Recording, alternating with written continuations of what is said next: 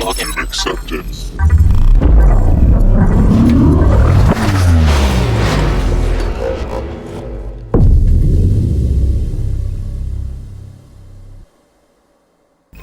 Not too heavy on that for oh, you could barely hear me. Oh shit. Okay. Let me see if we can fix that. Give me one second.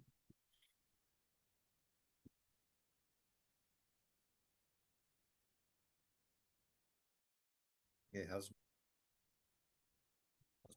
how am I doing now? Oh, that's much better. All right, awesome. Cool. All right, yeah. So last week, hacking Linux, got to apply that penetration test methodology from recon with Nmap to exploitation of services and CPEs, post exploitation, privilege escalation, and I believe there's some element of lateral movement.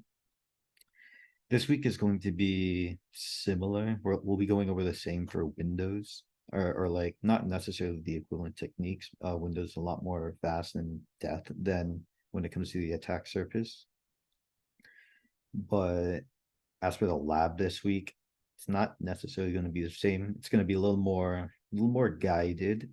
So if you struggled with last week's lab, you should be hopefully this won't be too bad because Windows is a lot and I completely understand that.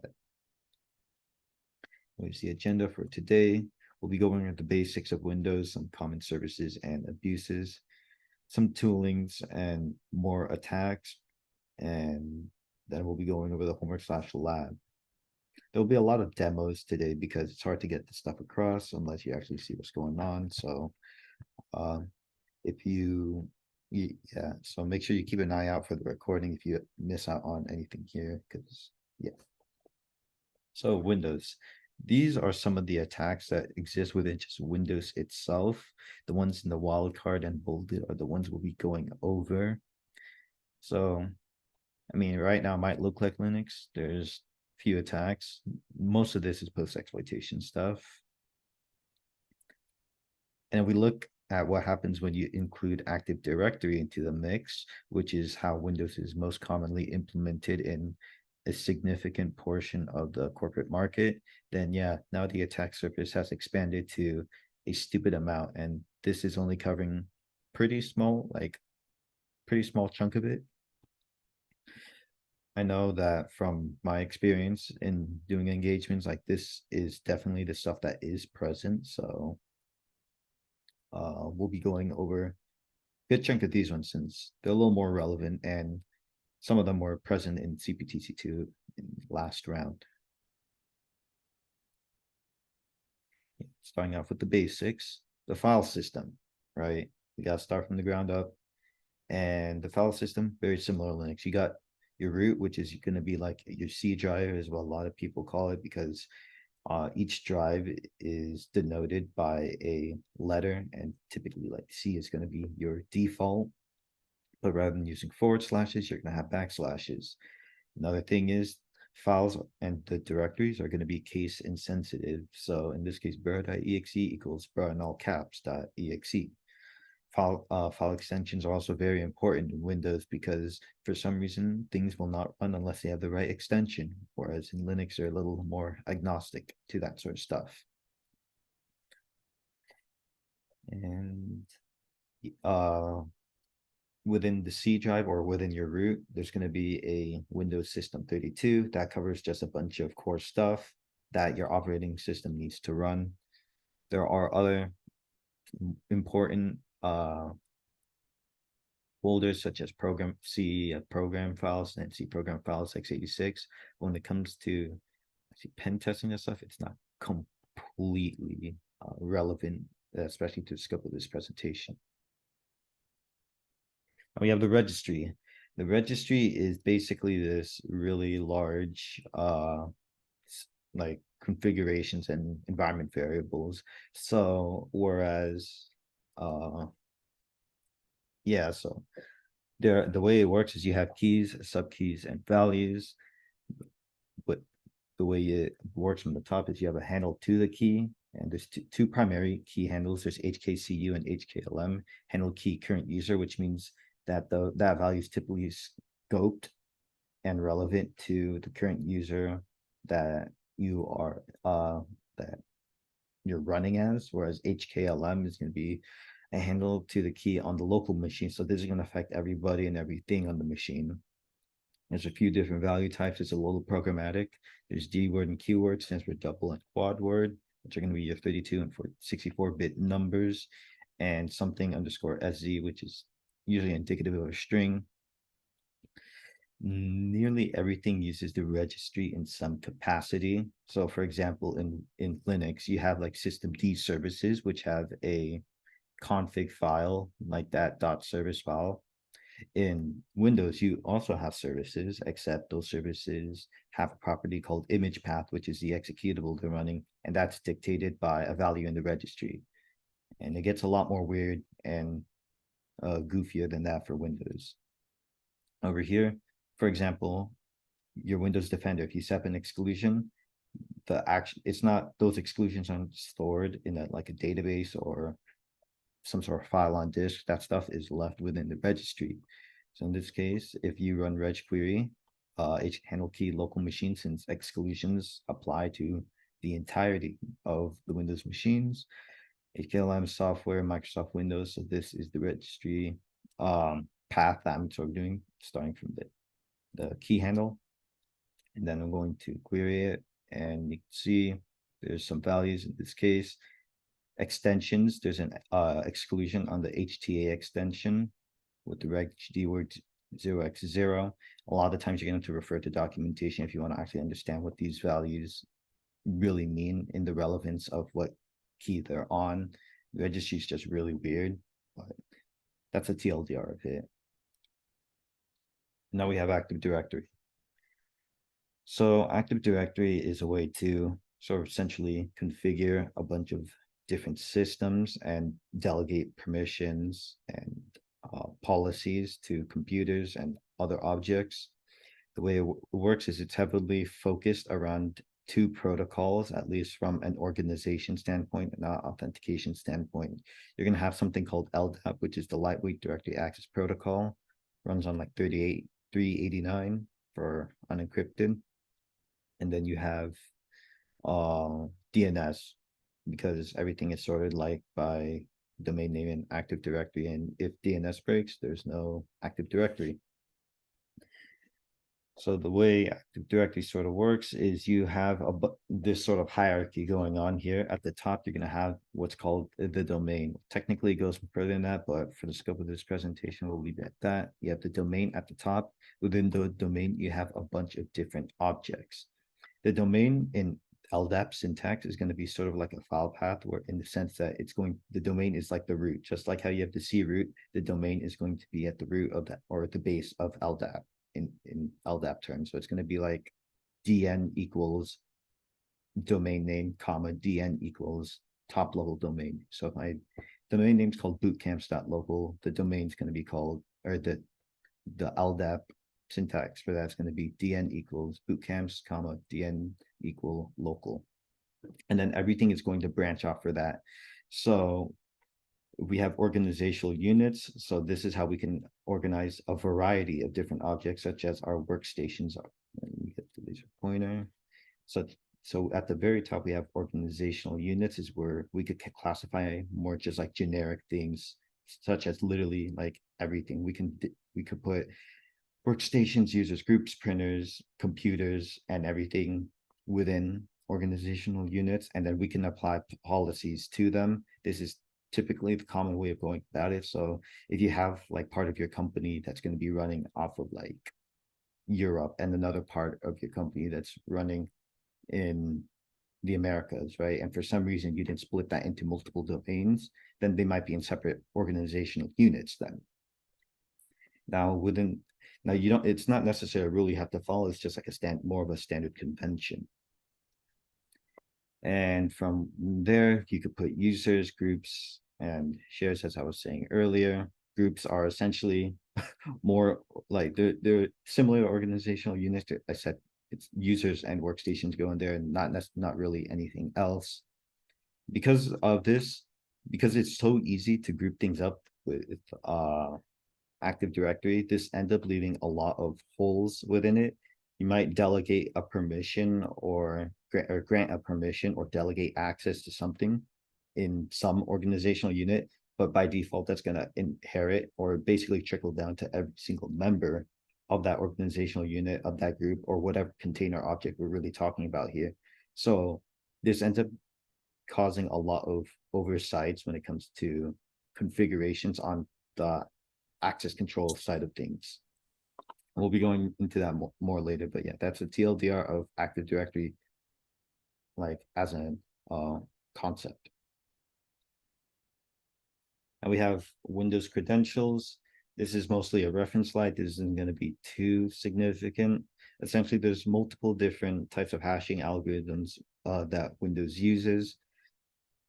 What you need to know is LM is pretty old, majority of the time unused. You're probably not going to need to see it, or you will see it, but it's not going to be usable, and you probably don't need to know as much. Then you have NT, which is going to be the equivalent of a password in Windows. More on that later. It's pretty weak hash, not too terribly hard to crack, but you can do a lot of funny things with this.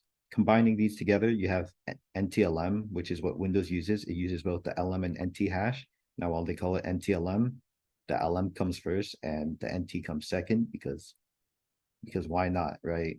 Windows loves being clear. Now, when you're authenticating over the network, you have two sorts of protocols that end up being used. You got NET NTLM v1, which is theoretically a stronger version of NTLM, except it has a cryptographic flaw in it that makes it completely downgradable to an NTLM hash, and we'll talk about why that's really bad in later slides.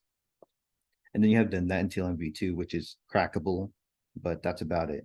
So summarizing this up once again, we have the NT hash and the NTLM, which are really cool because we like NT hashes, but we'll talk about that later. And then we have NET NTLM, which is crackable, but if it's NET NTLM v1, then it's going to be completely downgradable to NTLM, and that's going to give us some pretty cool advantages.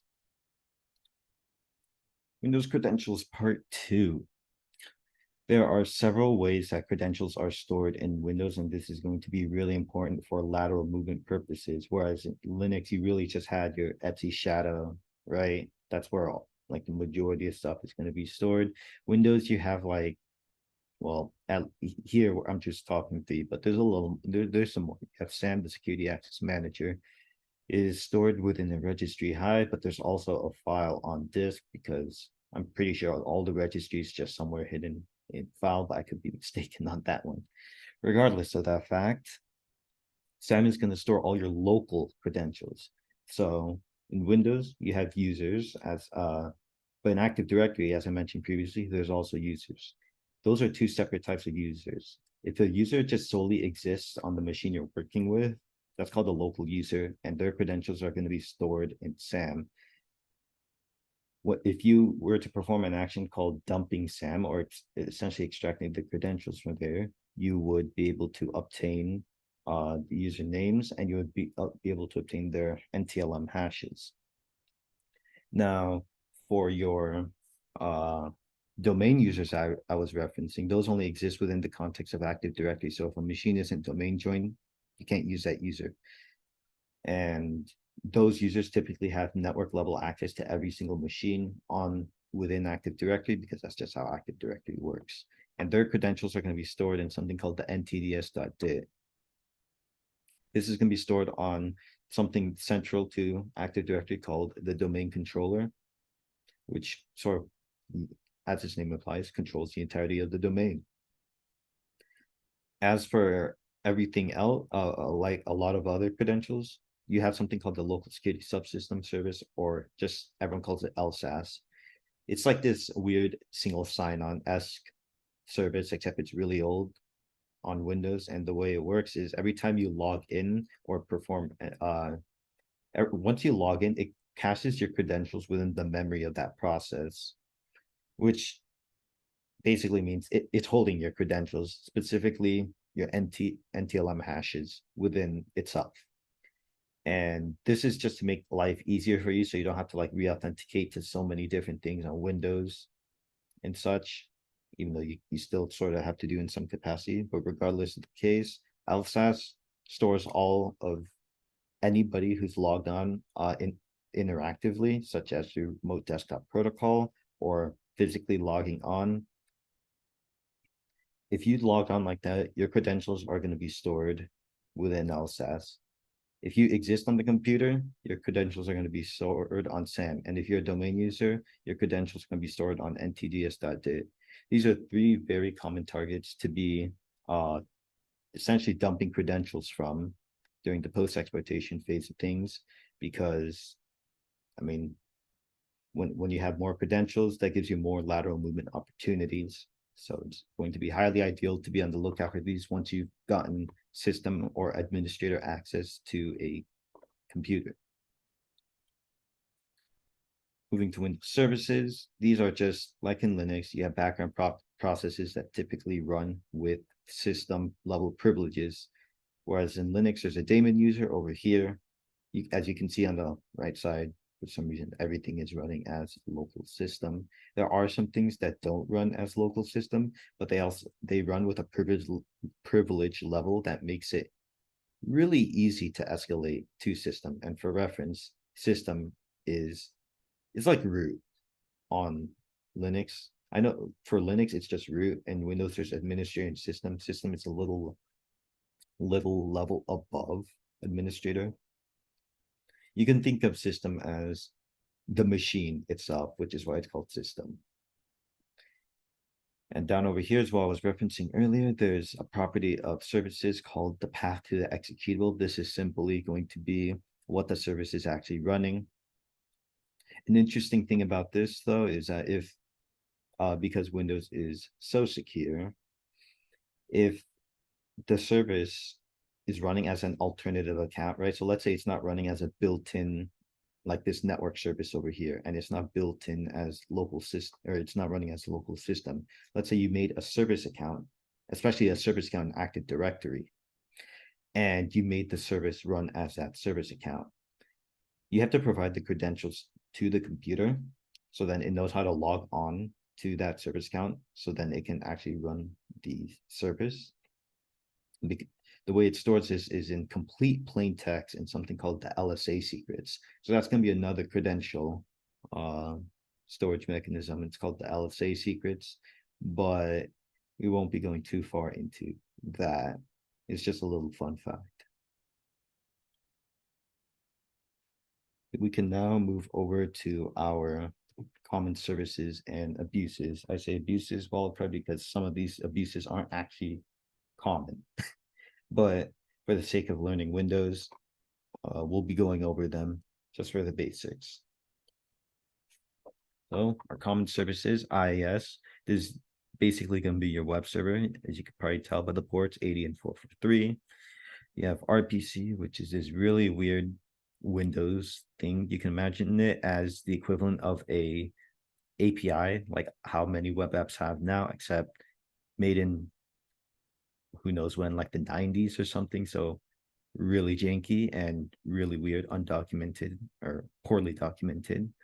You have SMB, which is a file sharing service that exists on Windows. Does a lot of other things, but for now we could it's very commonly used as file share, but there's a lot of different ways that you can abuse it for some reason, because it has a lot of intertwined functionality with RPC. You have MS SQL, which is Microsoft SQL Server that runs on 1433 instead of 3306. A lot of funny things you can do with that. And then you have RDP, which is just a remote desktop protocol. So if you want to remotely interact and essentially log into a computer, there's RDP. Starting with IIS, just like how it is in Linux with Apache/Nginx, you're not really going to exploit the web server itself, because they generally have a very, like, the web server alone, its attack surface is pretty darn minimal, right? But if you you're in, because of that, you're gonna end up typically exploiting what's running on the web server, right? The caveat is if the web server is like from the 90s, it's probably some buffer overflow related vulnerability with that.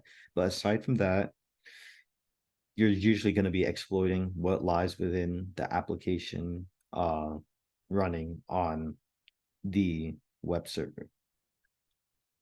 Or maybe you might be chaining things together. So how could we get RCE on this, right? We already went over web app week, so what else is there, right?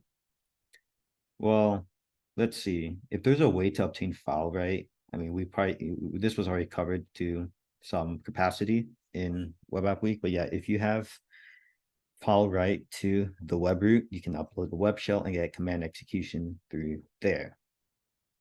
In this case, so I'm going to do a demo, but in this case, it's not necessarily us doing a web app exploitation because I'm not creative like that. I'm simply just going to chain set of, I'm just going to chain a series of attacks. Let's hope that cloning went well because it worked well last night. Okay, so I'm going to pop open Metasploit and I'm going to generate a shell, or yeah, I'm going to generate not necessarily a web shell, it's just a ASPX payload. For reference, ASPX is the backend language that .NET or IIS will typically use. So I'll put ASPX shell.aspx. Right, I'm going to set my multi-handler. I'm going to, hopefully this is something you've done before with the homework / the labs that we have been going through. But here is me setting up the multi-handler and setting the L host to my primary network interface that I share with, that has connectivity with the target. And I'm simply going to run that now. Oh my, did I use multi-handler? I'm trolling.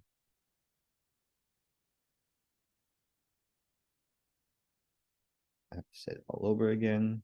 That's kind of troll. All right, now that's working. Now, spoiler alert, I configured this target to be vulnerable to an anonymous FTP upload just for the sake of this demonstration. So I've managed to authenticate anonymously to FTP. If I run ls, well, I can already see my shell is there. So that's kind of goofy. There's just an artifact left in the system, I guess. But so we'll just ignore that actually. You know, I love testing in prod, right? So I'm just going to simply put this shell I uploaded, and it's going to overwrite the previous one, but they were the exact same files, so it's going to make little to no difference.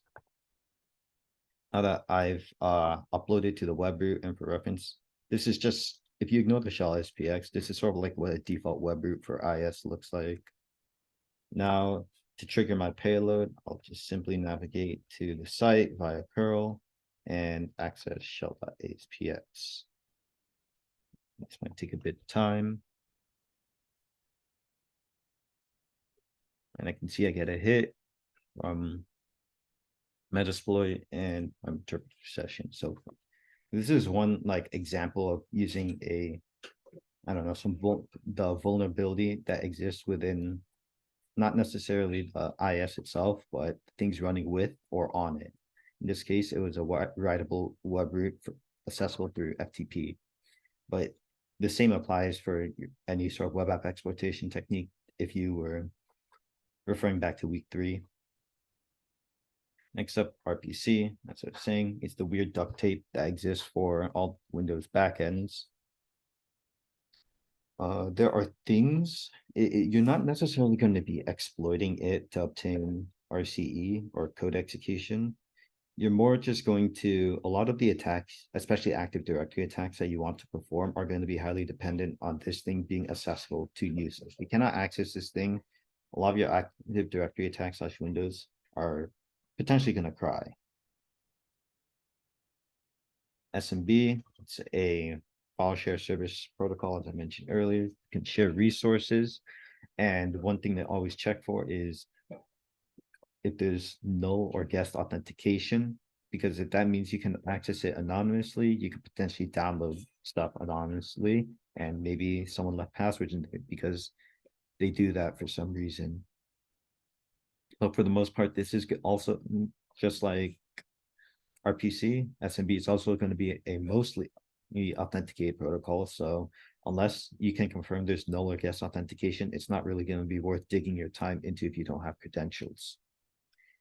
Funny thing to note is with admin privileges, you can obtain command execution on SMB, but this is just because some of the weird things it does with Windows and RPC. Yeah, so here's an example, right? In this case, within this screenshot, you have a person who's obtained administrative access or administrative credentials, and they have, so in this case, administrative password using a tool called CrackMap exec or just CME. You could see that when the CME output, this screen, when it's testing the credentials, it's green, which means the credentials work, but it also says pwn because if it says pwn, the tool CrackMap exec has determined that the credentials have local administrative access on the system. And if this ends up being the case, you could pass a capital or lowercase x flag to run commands on the system. In this case, they're running capital X, which is going to perform a PowerShell command. So they just ran a PowerShell command through a file share protocol because Windows. And yeah, this is all going to be only possible if you have administrative local admin credentials to that particular host you're trying to compromise, which happens fairly often in Active Directory. Now we have MS SQL, which is SQL, except I don't know, somehow Microsoft got involved. Don't know why, but it exists. Just like SMB, if you have admin on it, you can get code execution, because why not? Now, there's two types of authentication. There's Windows authentication and SQL authentication. Windows authentication on the left, that's going to be like what I was showing you with SMB previously, in which you're using built-in Windows or Active Directory domain joined accounts to authenticate. If any of those are admin, you get RCE. The other alternative is you have something called SQL authentication, which is going to use the authentication or credentials that exist within the MS SQL service itself, because you can register accounts that only work. You can register accounts within MS SQL that work exclusively only on MS SQL, and they don't work like on Windows. You can't log into Windows or Active Directory with them at all. You have two types of authentication. Oh, yeah. So in this case, a lot more questionable screenshot, right? But in this case, if somebody is logging, I hope this is not too unreadable, but someone's using CrackMap exec because we'll be going over this tool a little more later, but it's going to be very, very convenient tool to be working with. And it's going to be utilizing the MS SQL module, and they're specifying the credentials for our username Tommy, password October 2021. It's going to specify local auth, which means it's going to perform SQL authentication. So this isn't going to be a Windows user. This is going to be a MS SQL account. And once again, CrackMap exec validates the credentials with the green, but it also says pwned in orange, which means this is a administrative set of credentials. Therefore, you can run a command. In this case, attack x who am I returns mt service MS SQL server, which is just the service account that the MS SQL service is running under. Now you just have RDP, which is going to be remotely accessing a computer with GUI. There's really not much to say about this besides, do you have credentials, right? Do you have credentials? Do they work? Or is that user you have credentials for allowed to RDP into computer? And if not, you can't do anything. If so, cool. You can click buttons now, but by that point, you probably already have a shell. But if you don't, then this is one way to drop a shell and obtain remote access unless you're fine with using the GUI. Now we're going to be going over the Active Directory stuff. That stuff was more just Windows things being Windows for the most part. these are the more Active Directory exclusive ports. And when I say that, I really mean domain controller, because your domain controller is going to be running the DNS to make sure your Active Directory doesn't explode. Your domain controller is going to be running Kerberos. So then Kerberos is just an alternative form of authentication stuff. And it's going to be running the LDAP server that a lot of things are going to be querying from to be able to locate other objects within the domain. So these are like, they're AD ports, but they're really just running on the domain controller. The only exception is WinRM, because that can run on other things. DNS, TLDR, you're gonna need it, as in, just like how without DNS, or just like for when configuring Active Directory, if there's no DNS, everything breaks. If you're trying to attack Active Directory and your DNS is not configured properly, a lot of your attacks are going to fail because they are highly dependent on DNS. So configuring your DNS server to point towards the domain controller, any of the domain controllers, generally going to be pretty useful, and it's going to make your life a lot easier. And this can just be done like a short and dirty way to do this is to, rather than changing your whole DNS settings, you could just go to your Etsy resolve.conf and drop a directive in there to change your name server. Now we have Kerberos, which one's on port 88 TCP. Kerberos, as you can probably tell by this diagram, not the friendliest thing to be looking at.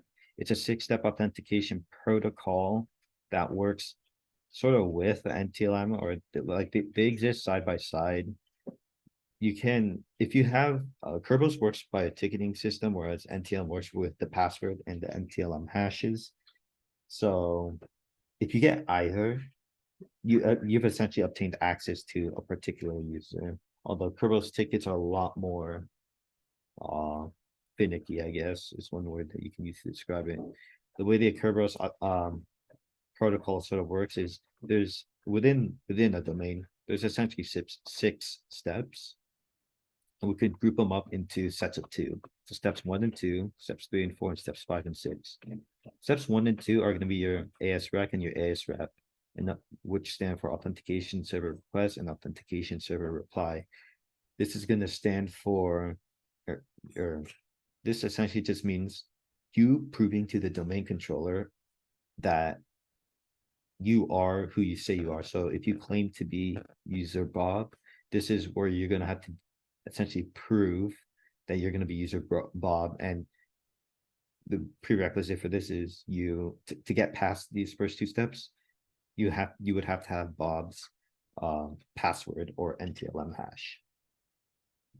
It's going to use and then afterwards, that's going, if you get past these first 2 steps by proving your identity, the domain controller is going to return you or respond to you in step 2 with something called a TGT, or a ticket granting ticket.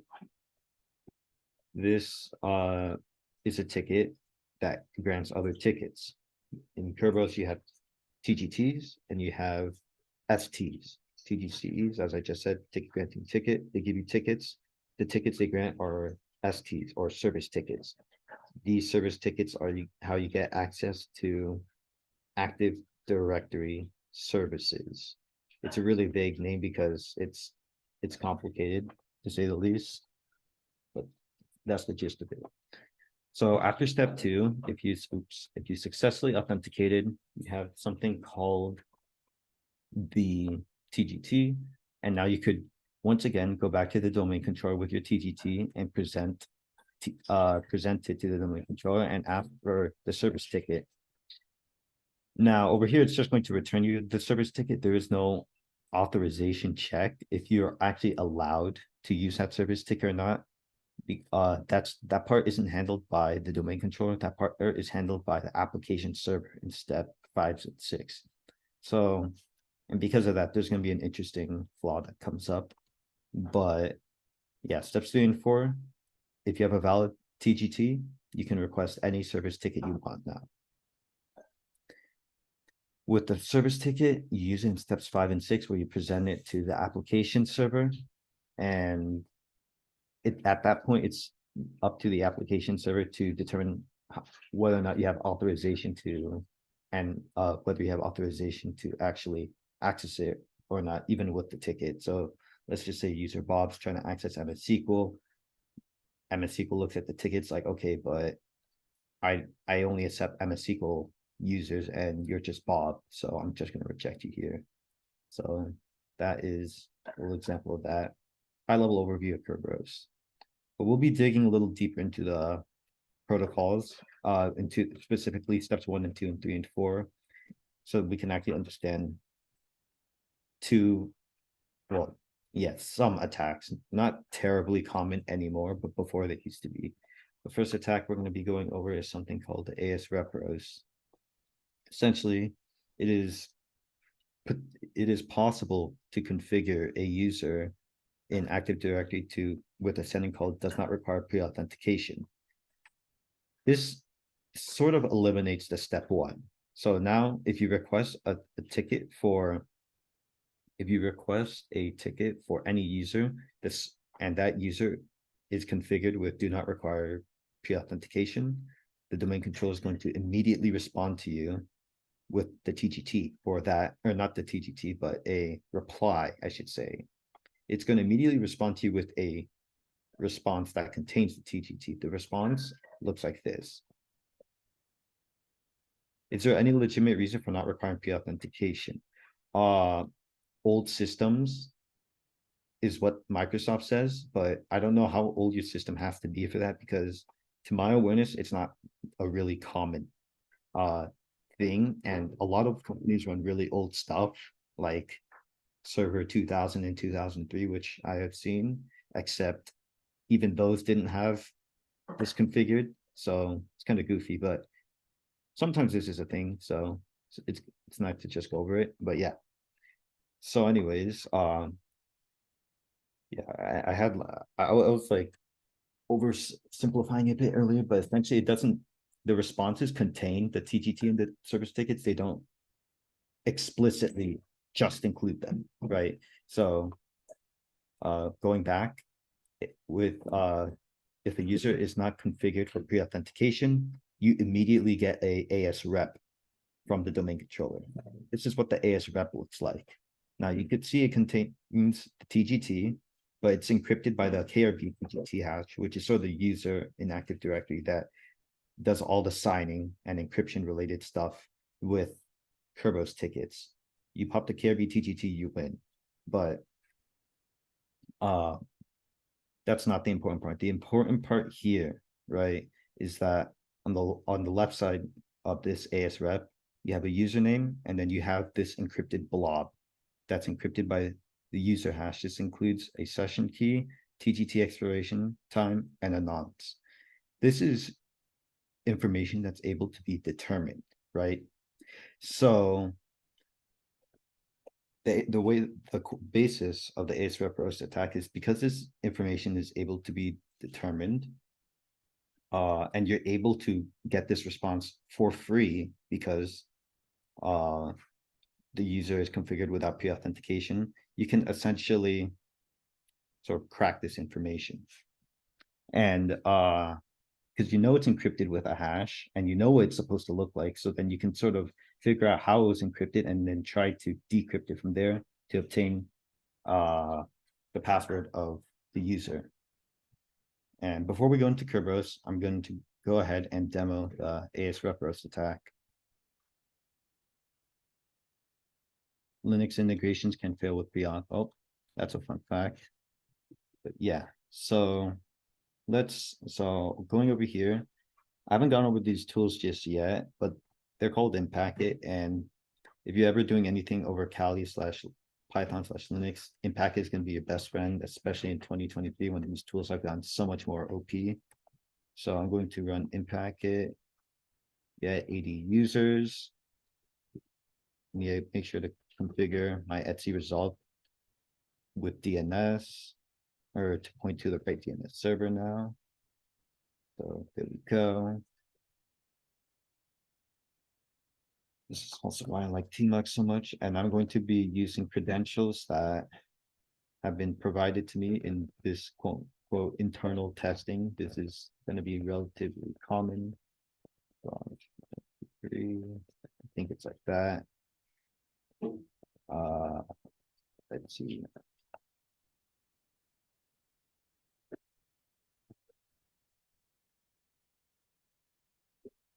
I don't think I have the right.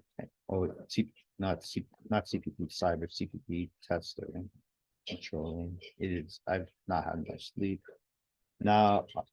So this is going to give me all the users on the domain. I'm simply going to tail +6 this. So then I can hop down a few lines and get the relevant part. Users.txt, cat users txt. Oops, that's me trolling. Just going to use some little Linux line tricks to make my life easier.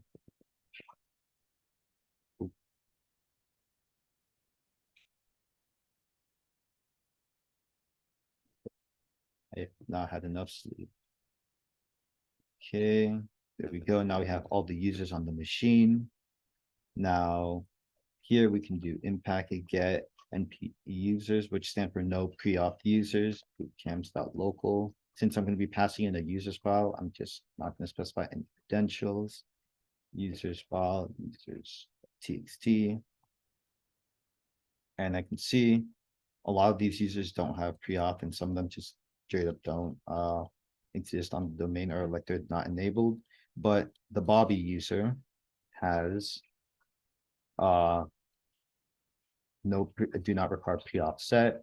So I'm able to aim a KRB5 AS rep hash. I'm going to put this into a file. Yeah, there's no trailing new line, and I'm just simply going to crack it now. So hashcat A0 to M. I don't know if you guys went over hashcat in Linux week, but hashcat is just a tool to crack hashes. So I'm going to specify a dictionary tag. This is simply meaning I'm going to take a word list.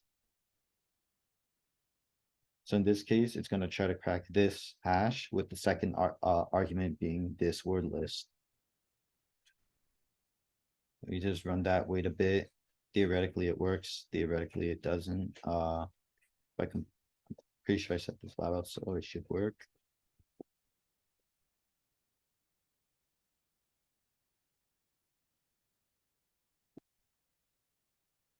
Give it a bit of time.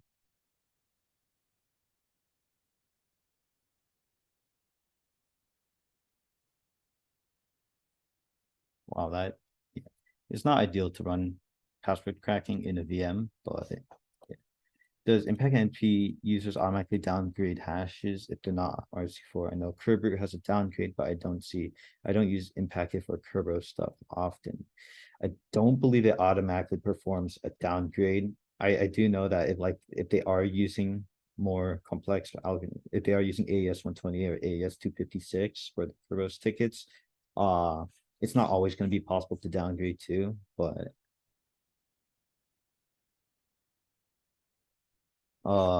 sorry. Yeah, I don't believe it performs downgrade, but yeah, that's TLDR of it. That's anyways. So you can see over here, password cracked to password 3. So in this case, this user had a weak password, so we were able to crack it. So yeah, ASREP roast is only going to work if they have a weak password.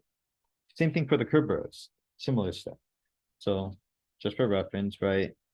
The ASREP roast happened over here, right? Steps 1 and 2. Kerberos is going to happen over here in around steps 3 and 4. Now, as I mentioned earlier, in Kerberos, there's no authorization check when you're requesting a service ticket. You can request a service ticket for any service account.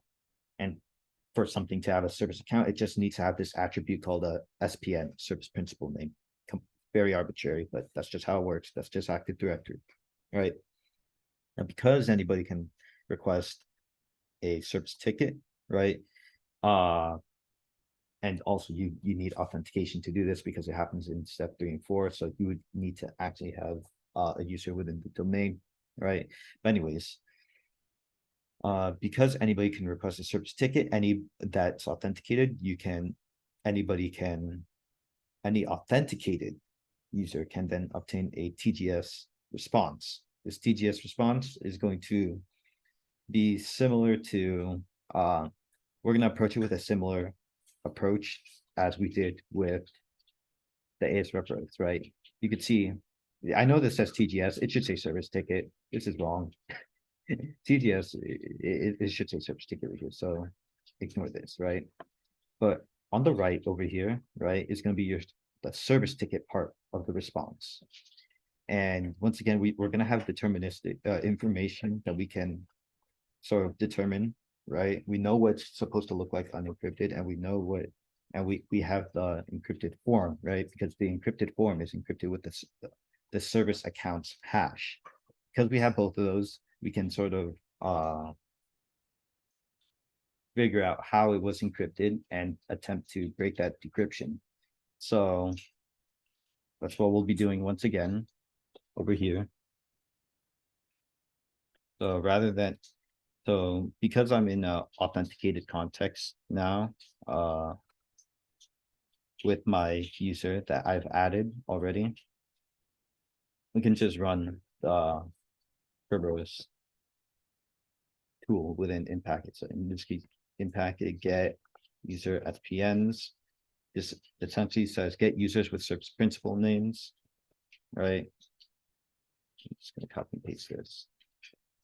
Right. There's one user with the service principal name, SPC IIS, with the service principal name HTTP DTO1. That's just how a service principal name looks.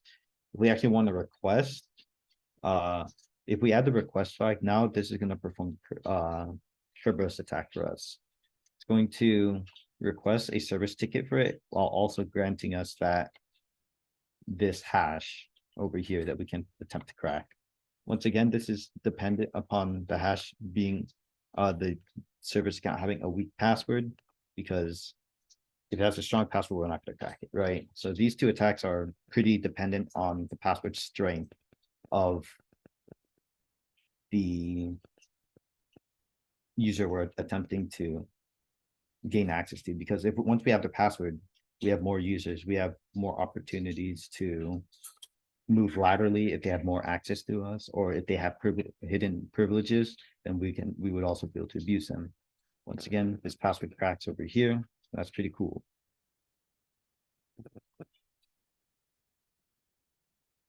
So TLDR, just going to cover this one more time very briefly. ASREF roast abuses a configuration within Active Directory users that allow you to attempt to extract a crackable hash, or allow you to obtain a hash for a user that when cracked gives you their password. And that part doesn't require any authentication. You only need to know the username. So if you actually know the username and it turns out they've been configured with do not require pre-auth, then you're good to go to perform that attack. Although it's a lot easier when you do have credentials, because you can figure out all the users on the domain and test all of them. As for steps 3 and 4, the Kerberos, that requires you get past step 1 and 2, which require you to have a valid set of credentials. So once you have a valid set of credentials, you request any service principal name you want, and then from that request, attempt to decrypt the password, or that allows you to obtain a hash that can be cracked to obtain the password of the service account of the ticket that you requested. See, it is 1 o'clock now, so we'll be taking like a slides we have left. And yeah, we'll be fine. We'll be taking like a 5-minute break. I'll catch y'all back at 1:05 or whatever time it is, just 5 minutes from now.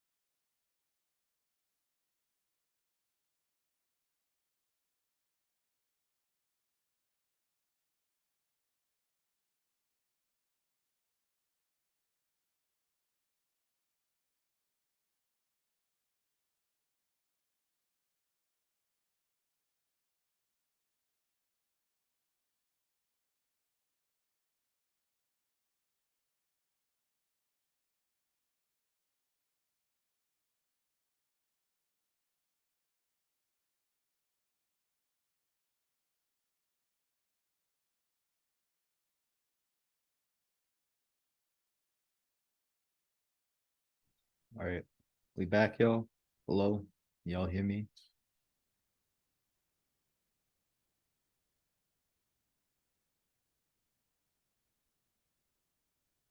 All right, I'm heard. Awesome, cool. Where am I? Okay, I'll hopping back into things. I'll adapt language of Active Directory.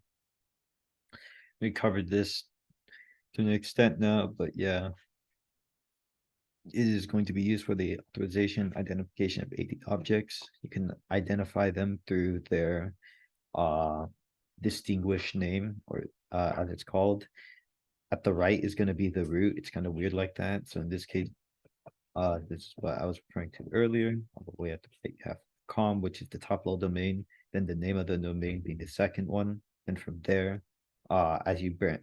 So now there's going to be the organizational unit it falls under. If there's none, then it'll just end at the common name. Typically, that's where it's going to end with the CN or the common name, which is this is how you identify objects. Authorization is also uh, figured out in this aspect, whether or not it's, for example, let's just say, is this user within this organizational unit because this OU has X privilege over something else. That's a TLDR of it.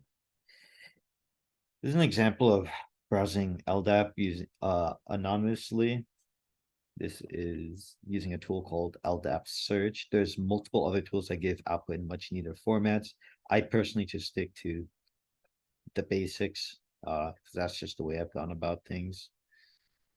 Not too relevant for what we're working with, because a lot of what Impact does will perform these LDAP queries in the background for you. So you don't need to know like explicitly everything that's going on here. And there's also tools that aggregate a lot of this information and portray it neatly. So this isn't as necessary anymore on a pen test perspective. Lastly, we have WinRM, which runs on 5985. It stands for Windows Remote Management. And just like RDP, you're going to need credentials to a user with the privilege. Rather than giving you GUI, like a UI remote access, it's going to give you a command line access. Well, not really command line. It allows you to run a command remotely. It's just the tools that we use to abuse this essentially give us a command line level access to it. The primary tool, at least on Kali, to abuse this is a tool called Evil WinRM, which allows you to just pass credentials for a WinRM user and utilize the protocol to have semi-interactive access to a target machine. We're going into more tools and more attacks. As I already shown earlier, MSF Venom. This is pretty useful for payload generation. We have Mimikatz, which is used for password dumping, whether it's to perform to dump NTDS, to dump SAM, to dump LSAS. Mimikatz can do it all. Any sort of credential dumping tool is probably based on what the work of what Mimikatz has done in some capacity. WinPs is a nice tool to enumerate privilege escalation vectors. CrackMap exec is a and Impacket. These are Python tools that basically do a bunch of remote Active Directory stuff. Impacket is essentially a library that has rebuilt like the Active Directory protocols to be interactable, or not rebuilt the protocols, built a way to interact with the Active Directory protocols completely within Python. And CrackMap exec implements this to perform various attacks and abuses that you would traditionally do from a Windows machine. Bloodhound is that tool I was referring to earlier that does a bunch of LDAP queries to map out all the relationships between the LDAP objects and allows you to find paths up for escalation. Evil WinRM is that tool to utilize WinRM to obtain interactive, semi-interactive access. And then you have your RDP tools down at the bottom here.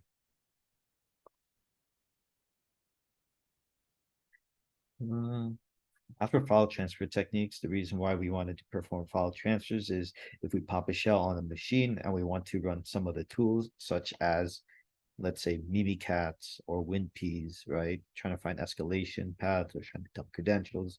Those things are going to need to be on the host in some capacity, at least at the level that we're working with right now, anyways. So to do that, here's some file transfer techniques. There's this Python web server. In this case, well, this is actually not the greatest example because this is exfiltrating files, not necessarily bringing files onto the compromised machine. But let's just say, all right, PowerShell down here, right? This is a better example. So you could run invoke web request, and then after setting up a Python web server, which you could do up here, right? You can run invoke web request for the file and then specify the output file. Then if you want to if you have a file on that remote machine that you wish to bring back to your Kali, this is where this part up here comes helpful. Specifically, this Python web server, I DHED'd up here because it supports put requests. But anyways, you run the Python script, and then you could use the built-in curl command. Within this is within newer versions of Windows. If you do this on like something pre 2018, it shouldn't work. But post 2018, theoretically this works, and you could run the tac upload file and then specify the uh, web server to upload the file to, and this is one way to export your files. There's also utilizing the SMB protocol or using WinRM to download or upload, except WinRM is a lot more inconsistent, so I would not use that. Interpreter works fine though. Interpreter is solid. Over here, I set up the Python web server. I have no files in my current directory. I run PowerShell to download run.txt and output it to run.txt. My web server gets a hit up here, and run.txt is down over here.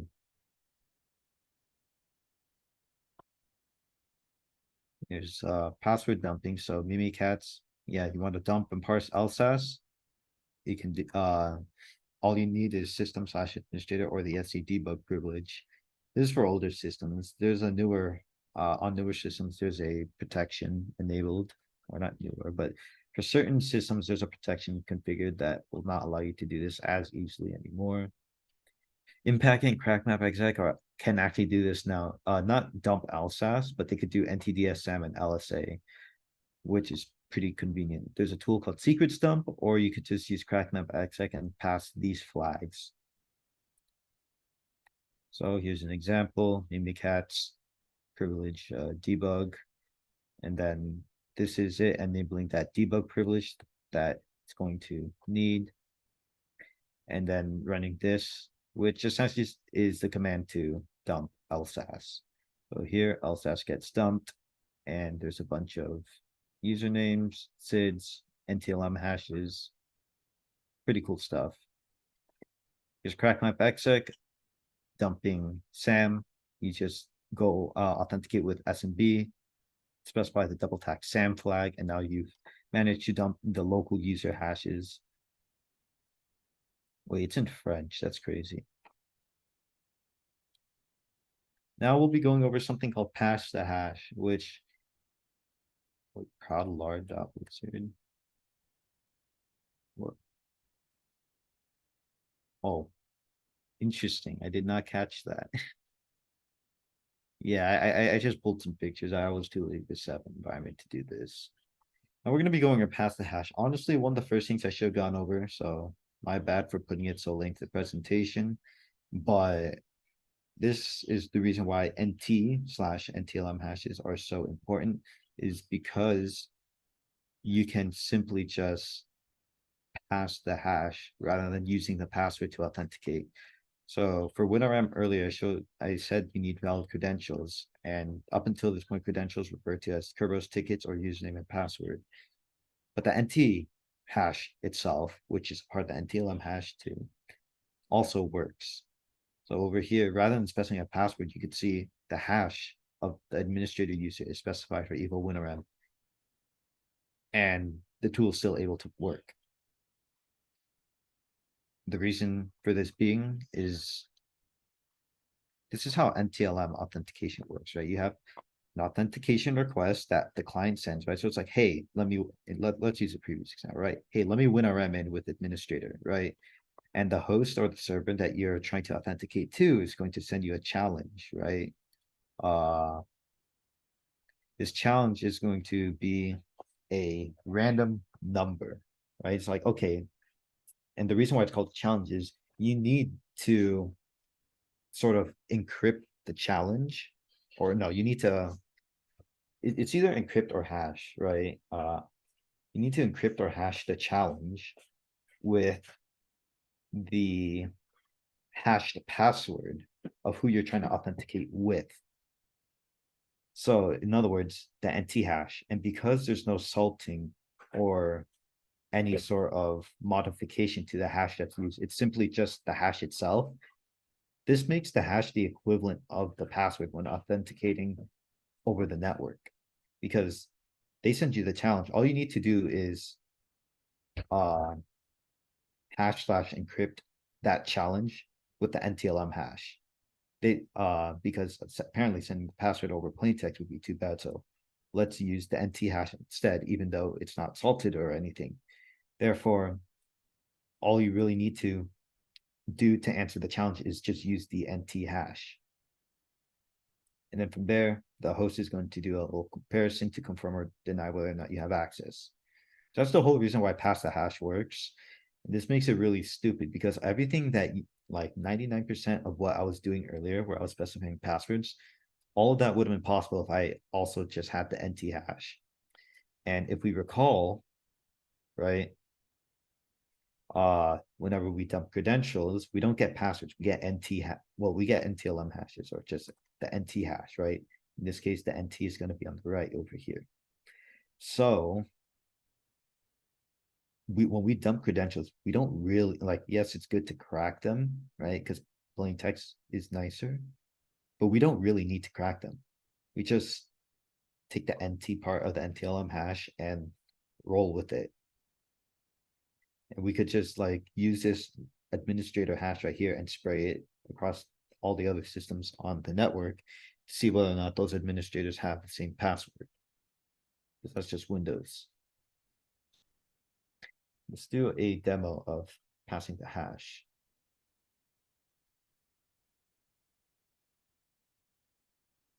So who has this Billy password? Some guy does. So pragmatic SMB, I believe is SBC IAS, right? And if I do type P Billy,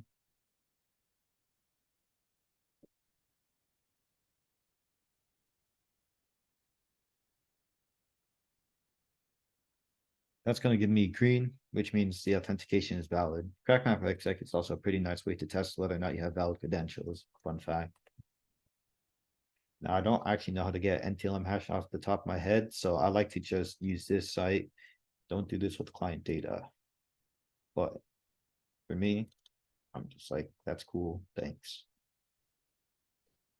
I'm going to specify the tag capital H flag for hash within crackmap exec, and it's still valid because the hash, the NTLM, specifically the NTLM, bro, let me restate that.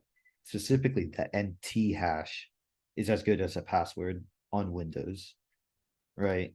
Not net NTLM v1, not net NTLM v2, not your ASREP hash, not your Kerberos hash. It has to be the NT hash.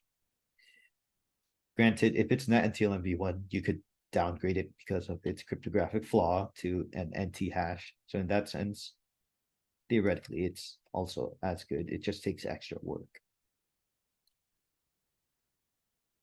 Let's go back over here. Privileged tokens. Within Windows, there are things called privileged tokens that, as their name implies, give you privileges. The debug one, as mentioned earlier, allows you to debug processes which allow you to read into their memory, or essentially just look into the process itself, right? Since else has stores since else has stores its credentials within itself, you could, if you have SE debug, you could dump else has. If you have SE debug, you could also inject, there's a more advanced thing, but you can inject into other processes memory to gain execution under their context, but that's out of scope over here.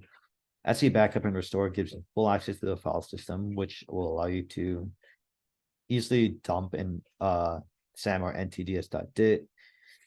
If you only have SE restore, this gives you essentially arbitrary file, arbitrary write, so you could overwrite the image path in the registry of a service. And because services typically run a system, that's another escalation vector.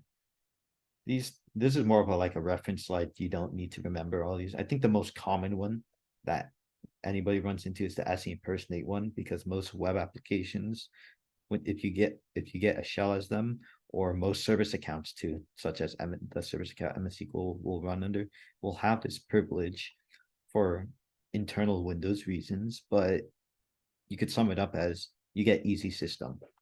There are various tools and techniques that exist to abuse this SE impersonate privilege. So let's pop back to our IIS interpreter shell. Oh, it died. That's tragic. Let's try to get that back. I don't know why it died. Okay. So if I get you my ID, I am at the IIS service account user. If I run get privs, I can see I have the SE impersonate privilege, right? That I was talking about over here. Interpreter makes it super easy. You could literally run get system, and it has various techniques to attempt to obtain system. In this case, this print spooler variant is a technique that depends upon SE impersonate. I believe all the name pipe impersonation techniques do. It's just print spooler is probably one of the most popular one. If I run get system T5, I am now system, which is big. So if I get my privs now, well, that's not a good example. Let me pop into a shell. Who am I? I'm system. Who am I slash all? I have all the privileges on this machine. I am basically, oh, I didn't know, but systems and administrator. So that's also a thing, I guess. But yeah, really easy to abuse this thing. There's R tools on GitHub that you can pull and utilize, but for the most part, interpreter can make your life a lot easier. Now, another Windows thing called unquoted service path. This is an AD exclusive. This is just a arbitrary Windows attack technique that for some reason still exists and still affects some environments, but essentially the service path that a service the path to the executable that a service is running, as I previously mentioned, that's like a thing configured in the registry and visible on the service manager. If this path isn't quoted, Windows has a really weird search order that makes it hijackable. And because they typically services typically run a system, this makes it a pretty easy privilege escalation opportunity. So let's just say at the bottom here is your true search order, right? But you're not quoted. So Windows is going to actually end up searching these 4 paths first before it even reaches that last one, because it's not quoted. Because that's just how Windows works. So theoretically, if you had write access to A subfolder, program files, or B subfolder, you could hijack the search order of this service, right? And let's say the service starts on startup and you're able to write a malicious, let's say MSF Venom payload into one of these paths, correct? This is going to result in you, well, so as I was saying, let's say the service runs on startup and you manage to write an MSF Venom payload there, right? And you reboot the machine. When the machine tries to start the service again, it's not going to run into this last path here, the one it's supposed to run, because you've hijacked the search order to run, and it's going to run yours before it tries running this.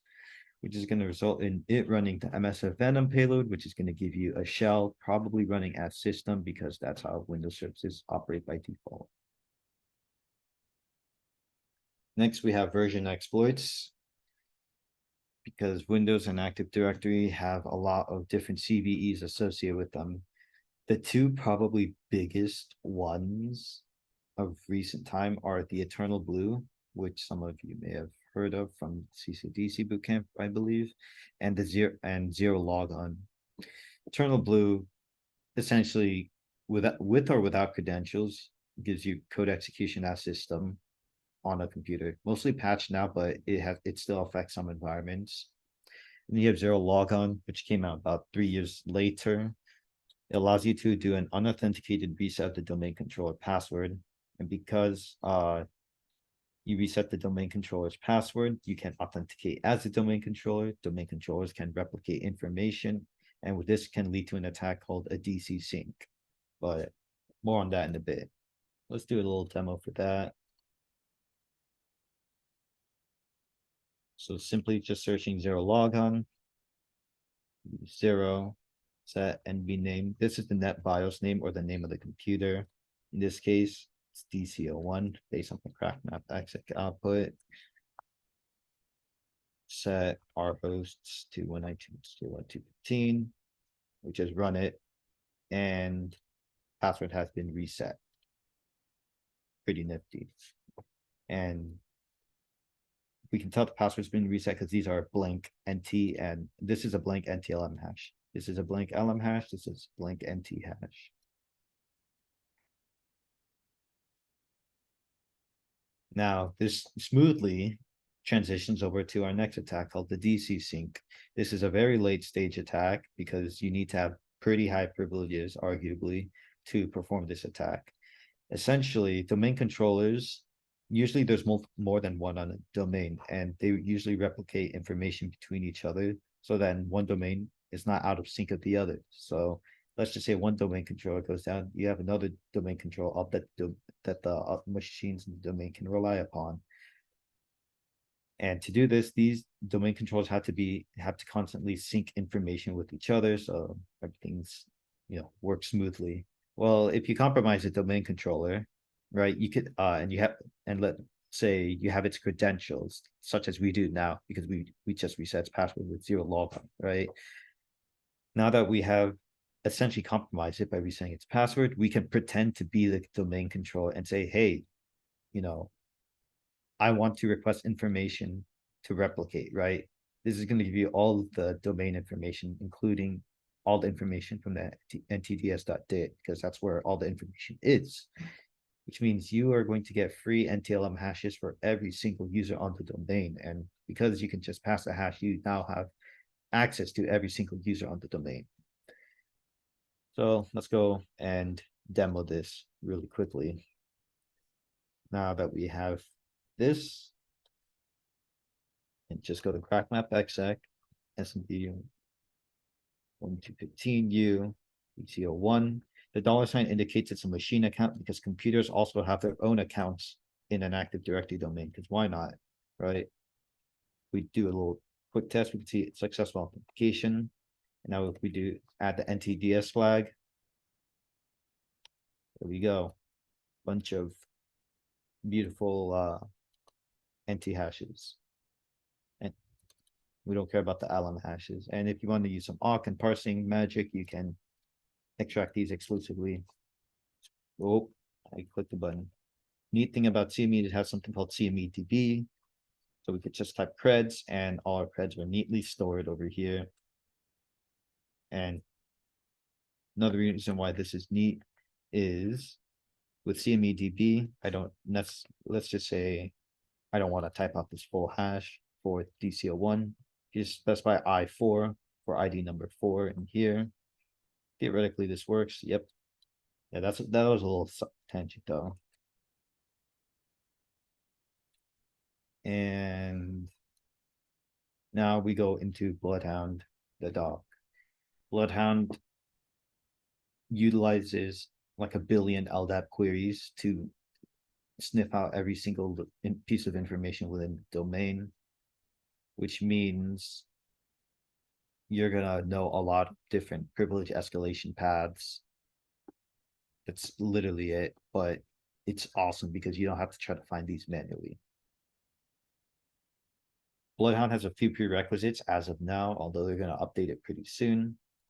You need a database and you need the Bloodhound tool. So start up the database. We'll run Neo4j console. Start the Bloodhound tool. I'm going to cd over to opt Bloodhound. We're going to run Bloodhound with no sandbox,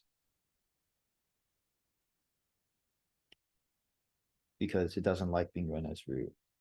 And now we actually need to do something called ingest the information, because Bloodhound, the program itself, maps out the information, but you need to get the information first, right? So this is where now there's multiple ingesters that exist, such as Sharphound, which needs to be run on the machine. So this is where your file transfer techniques would become helpful. But there's also remote tools that you can use, such as Bloodhound Python. Now, because I already configured my Etsy resolve, it's going to be easy. I could just specify the domain, specify a user. Let's say, as we see, I don't know, let's use CPP tester. And then the password is awesome sauce 123. I have to put that in quotes. Then see all. This is basically collection methods. All you might not want to do this on a normal engagement, but for the sake of the lab, this is fine. Now it's going to do it in like a second.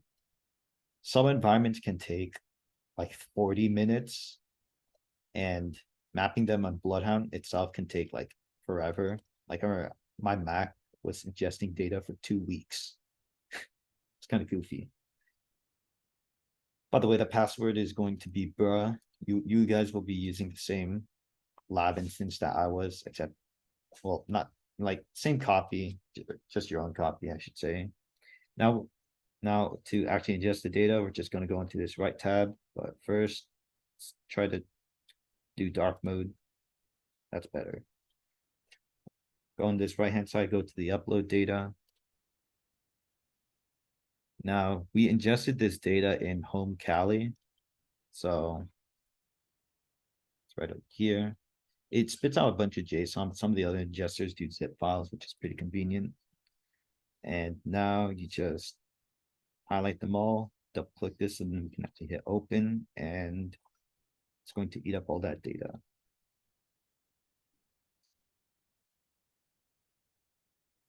Even for a tiny one machine domain, it took a bit of time, like a few seconds. But when domains hit like 10,000 machines, then it gets pretty insane. But look at shortest paths to what the heck? Shortest path to high value targets. That's like my favorite one. We can see there's a chunk of stuff that's going on. Some of this is default, like pretty default. Like domain admins will always have a lot of privileges, right?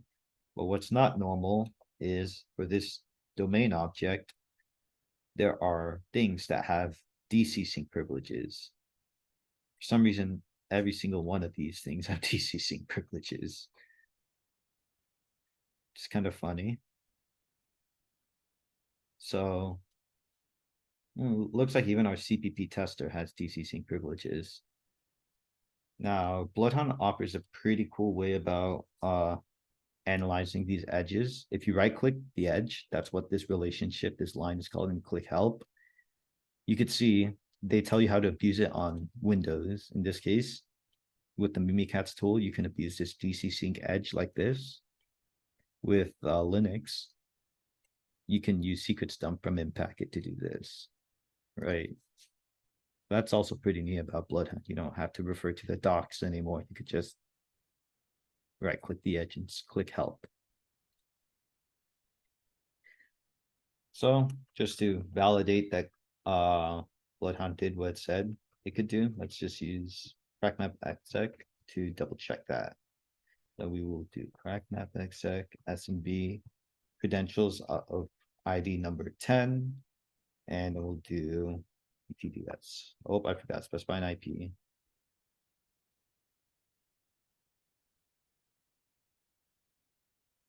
And yeah, Looks like we were able to perform it. So Bloodhound, cool.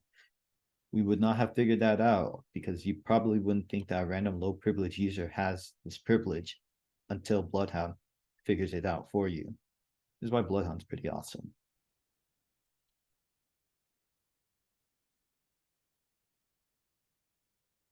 So to summarize this whole dump of Windows information and to try to like put it more applicably, let's talk about the methodology that you want to go about when approaching Windows slash Active Directory. Well, mainly Active Directory, because if you see Windows without Active Directory, you're pretty screwed. Because at that point, you're basically testing Linux.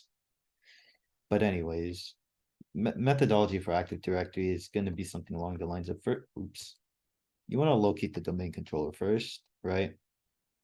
Because most of your attacks and everything are going to be based around querying information from LDAP, and the domain controller is the one that has LDAP. You also need DNS to do like anything with Active Directory. You also need the domain controller because that thing is the one providing DNS. Afterwards, you should try to find the Windows host on the network. Windows 99.9% of the time has SMB running, so doing a quick scan for port 445 and finding all the hosts that have it up, it's pretty cool. If it's AD joined, that's cool. That's another person that you can easily abuse within Active Directory stuff. But if it's not domain joined, it's okay. There might be reuse credentials, but for the most part, you're not going to have, there's not going to be too much interconnected stuff between there. Afterwards, you have once you've identified the domain control and the low hanging and the Windows host, you want to try your low hanging fruit, right? You want to try your Eternal Blue, see if you can pop any of those Windows hosts or those domain controllers, right? Or maybe you want to try to see if zero logon works, so you could get an instant DC sync and just pop the whole domain, right? If you've already compromised a host, maybe try spraying whatever creds you already have, seeing what access that grants you on all of the other machines on the network. If none of that works and you have to get down to it, we're gonna have to start looking for AD services, right? We have to think whenever we're attacking one of our AD services, does it require authentication? Kerberos requires it, so it's unless you're doing an AS repros. So unless you're doing an AS repros, there's no reason to look into Kerberos because you need credentials to do anything with it. Same with RDP. You're not gonna 90 you're it's so unlikely that you're ever gonna RDP as guest or anything like that, right? So unless you have credentials, no point looking at RDP, no point looking at WinRM or RPC, or actually maybe RPC, right? Always test for null or guest authentication. This is super easy to do with CrackMapExec, right? You could just specify double quotes for null or get est within quotes for guest authentication. If you can get authentication essentially anonymously, maybe you can get something out of that, right? So for in the case of SMB, maybe you have access to a file. But for the most part, null or guest authentication won't take you too far if it's not SMB. Against LDAP, maybe you can run a query, but you're pretty limited without credentials in Active Directory. This is why in a lot of tests, you'll be provided credentials. And this is why credential spraying is also very important because all you need is that single foothold in that domain context, and that is going to expand your capability from so much. Yeah. Now, so yeah, does support require auth? Do you have a domain context, right? If you do, what access do they give you? Can you access SMB? What can you get within SMB? MS SQL, RDP, right? But more importantly, and probably the first thing you want to do is what privileges do you and others have on the domain? Just toss Bloodhound with your domain credentials. Any domain user can run Bloodhound. It's super free, and then you can see all those interesting relationships. And with the state of Impacket and CrackMapExec tooling now, you can even abuse these Bloodhound edges remotely. You don't even need a shell anymore, which is pretty cool. So, and your low hanging fruit, if you have a domain context, is like do your roasts, right? Can you curb roast? Can you AS rep roast? Look at the user descriptions within Bloodhound. It's only the password there because people do that for some reason. And then let's just say after playing with credentials, you find, oh, you have local admin. or you have MS SQL admin. That's command execution right there, right? If you have local admin, you can use SMB to execute commands. Uh, because as I said, it's funny windows, right? Or maybe you just want to dump your SAM and LSA secrets and just spray those credentials everywhere else to see what other admin access you might have, or maybe you gain access to another domain user that has privileges on other stuff that you originally didn't have. A lot of this is just like post majority of Active Directory testing is going to be post exploitation. It's going to be pretty easy, the post exploitation. So I think the hard part is getting that initial credential in that initial domain context.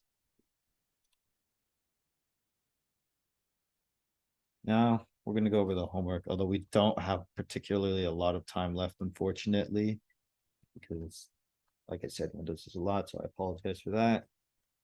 So the homework is you're going to perform a sort of like an audit-ish sort of thing, right? You provide some assumed breach credentials, the ones I've been using this whole time. There's domain on the left, username called password. Here's your Neo4j credentials. If you plan on using Bloodhound, it's just Neo4j passwords bruh. Here's your target, so you don't have to search for the domain controller, and it's only one domain controller, just one machine environment. And the goal for this lab is for you to perform 3 of any of these attacks that I mentioned in some capacity, right? So 80 ACLs, these are your Bloodhound edges, privilege tokens, passing the hash, your roasts.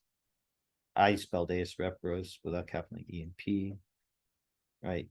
Test out any of these 3 and explain like the theory behind the attack. So when you explain the theory, it's like talking about what does the attack need, why might you consider it, right?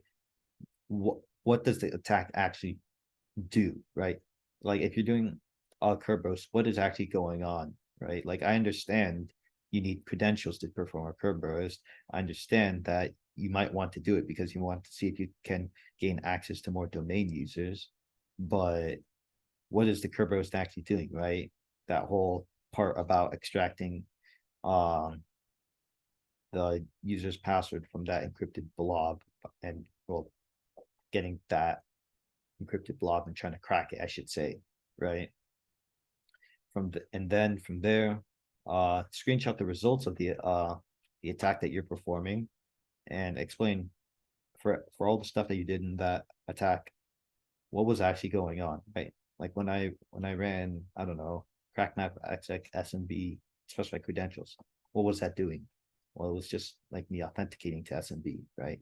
Something like that. I will hand out credentials for this lab. Um, yeah, I'll email them out right now. I'll leave this slide up and let's see. Everything's frozen for me, fortunately. But let's see. Yeah, I will go ahead and get ready to ship out credentials real quick.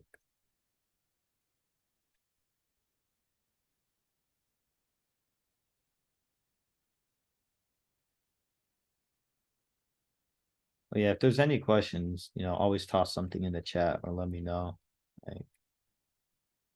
Like, I'll try to like find some time to uh answer them whenever I can.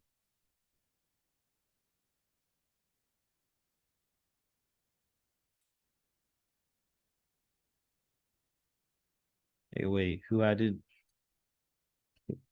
the heck added like an extra field to my form? Interesting. Cool. All right, whatever. Someone put up the sign-in form one more time in case anyone needs it. ADCS review. Yeah, that's gonna be a little out of scope because talking about the basics already took up not much time. But yeah, ADCS, if you really want to get into the weeds of it, ADCS is super fun. SCCM, yeah, SCCM also fun. I like pushing out funny changes and funny configuration changes and laterally moving to every single joined endpoint, except I do not want to set up SCCM. He just made a snap lab template for it though. So that's pretty cool. I say Dave, I forgot his name. Like, anyways, let me.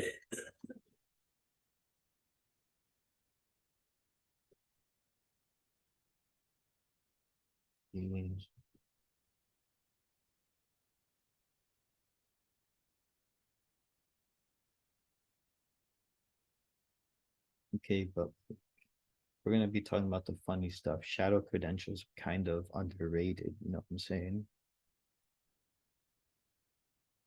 I love shadow credentials. You guys see the slide, right? That's what's on my screen share. Just making sure before I do something stupid. All right, awesome. It better be frozen. Uh, if someone could toss out the slides into the Discord, that would be greatly appreciated. I am in the process of getting the credentials right now.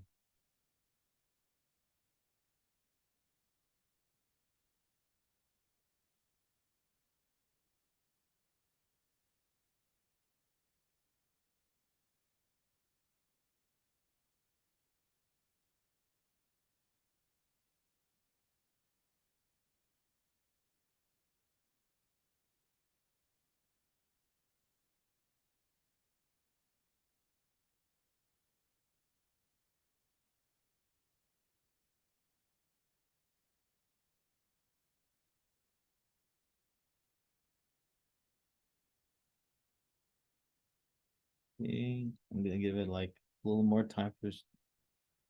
Actually, yeah, no, it's cool. Okay, and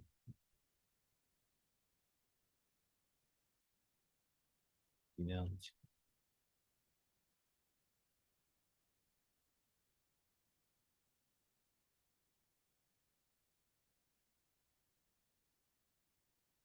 All right, creds should start flowing out right now. Please check your spam.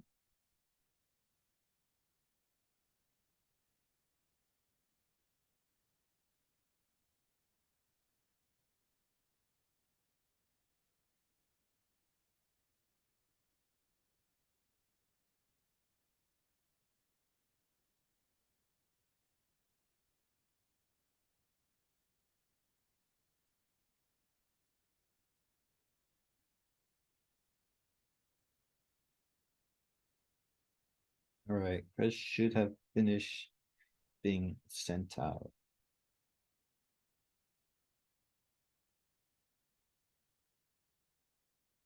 I think we'll end it early here though.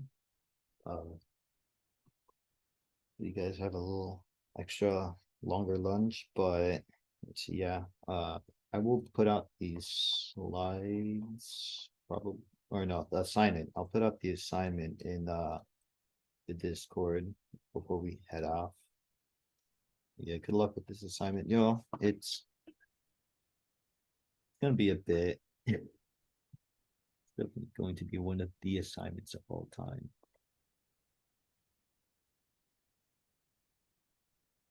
Recommend that you hopefully don't procrastinate on this one. You're gonna need a bit of time, especially if you're new to like this kind of Yeah, stuff. always feel free to drop a question though if you need it. Homework 5. Fights out.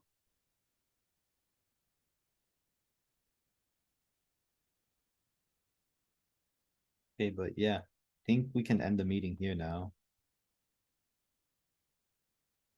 Stop All right, sharing. everybody. Thank you for coming. I'm gonna end the recording here.